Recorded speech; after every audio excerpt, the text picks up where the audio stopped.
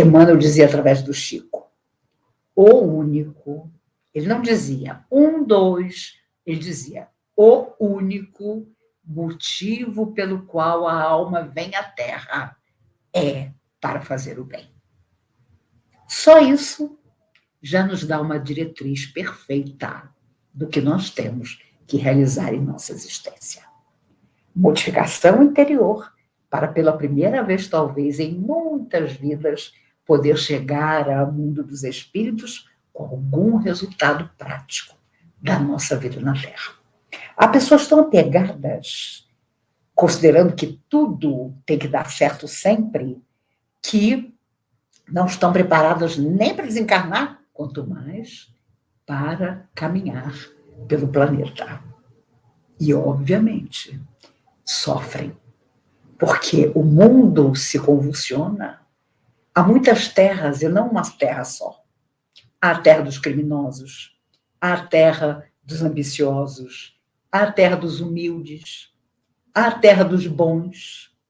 E toda vez que falo de bondade, me lembro de seu Eurípides Barçanufo, que dizia, primeiro sejamos bons, depois nós seremos felizes. Mas quantas e quantas vezes eu vi pessoas me dizendo, quando tudo der certo na minha vida, eu vou pensar nos outros. Ou seja, não vai fazer nada nunca. E os próprios espíritas têm se esquecido de que, ainda que você viva 60, 80, 90 anos num corpo de carne, é só um estágio. Passa tão depressa. Ainda ontem, a mãezinha de um amigo desencarnou. 99 anos. Lúcida. Faltava um mês para ela completar 100 anos.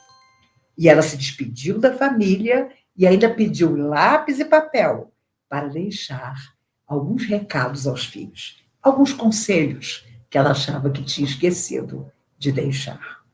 Isso é um privilégio, porque quanta gente, ainda jovem, atravessa largos períodos de provação e não aprende nada.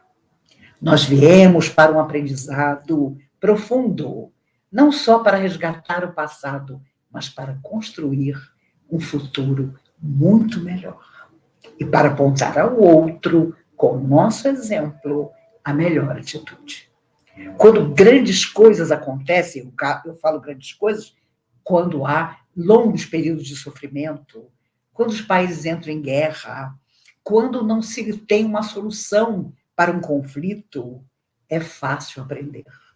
Mas o dia a dia, metodicamente, nos ensina a sermos gentis, a sermos nobres. Emmanuel também dizia, através do Chico, acima de qualquer coisa, é preciso ser digno, reto, nobre. E há muitos anos atrás, um grupo de mocidades espíritas foi visitar o Chico, ainda em Pedro Leopoldo, quando ele não morava ainda em Uberaba, que só veio para Uberaba em 1959. Mas estavam todos lá, e Humberto de Campos era o espírito amigo que naquele dia estava junto do Chico. E um jovem de uma mocidade perguntou, Chico, como nós podemos saber se estamos no caminho certo?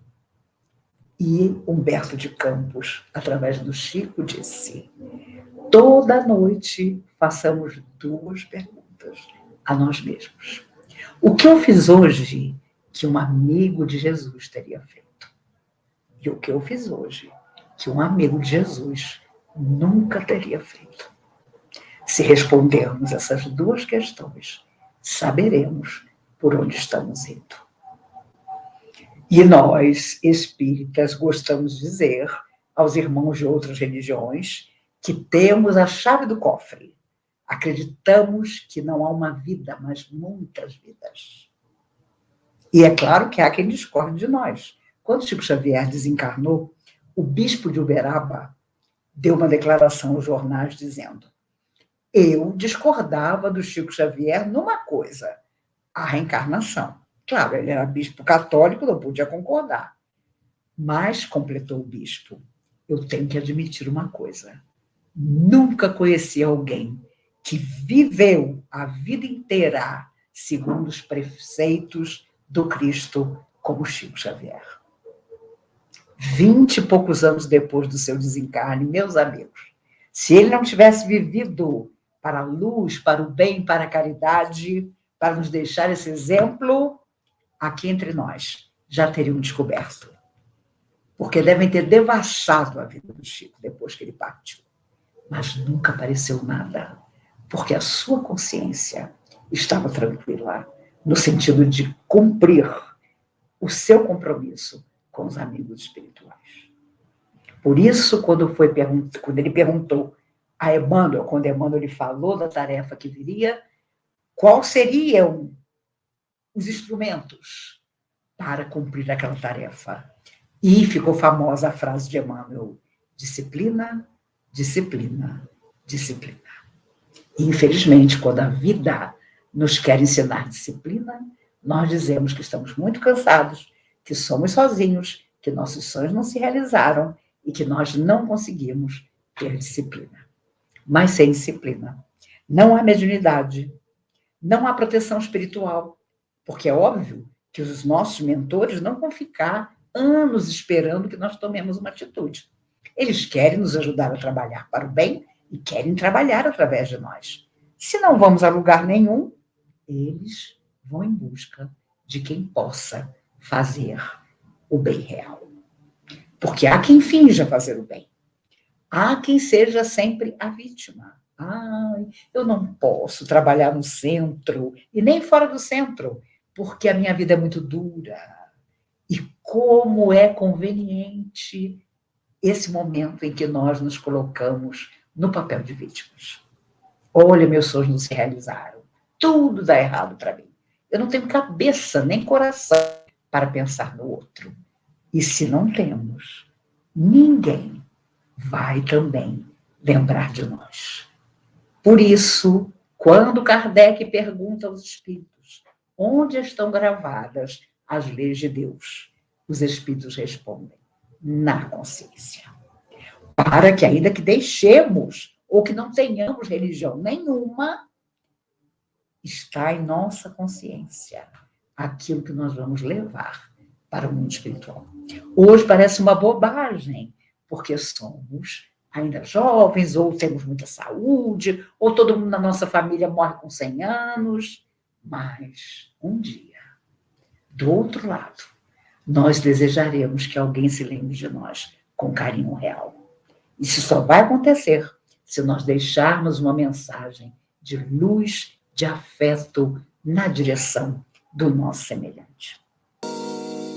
Neste vídeo, Maíse Braga resgata o sentido mais puro da caridade, não como ideal distante, mas como exercício constante de transformação e de encontro com o outro.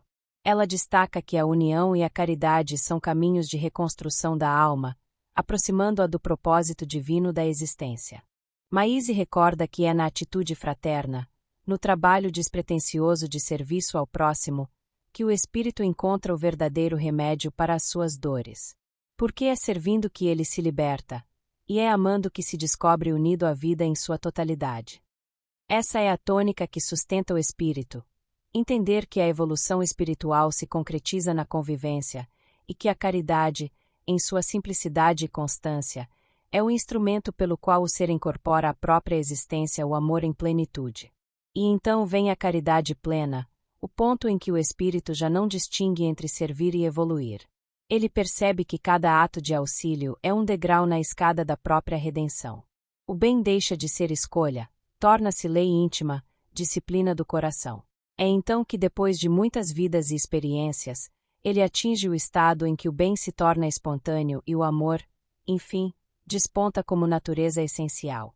O espírito ama porque é amor, e a caridade se dissolve no próprio ser como respiração divina. O amor se torna o estado natural de sua consciência. Essa é a trajetória de todos nós, sair do instinto de posse para alcançar a doação plena. A evolução espiritual é, portanto, uma alquimia interior. O espírito iluminado não conquista o céu, ele o forma dentro de si, pela plenitude do bem que já não se esforça para fazer, mas simplesmente é. Gratidão por estar conosco.